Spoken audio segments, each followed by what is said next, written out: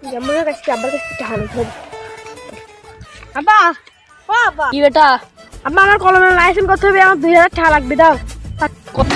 मैं गाली नहीं दे सकता फैमिली देखती है কলমেও লাইসেন্স করা লাগে, টাকা পয়সা নাই, আমরা বুঝে মানুষ বুঝিনি।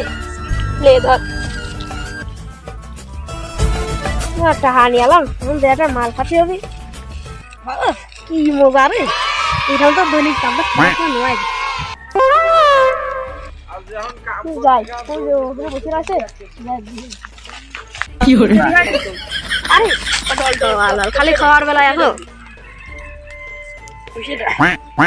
শুরু সময় একটা কাম করলাম, গরম লাগছে, গানে তেরে দোপ নিয়ে আসি।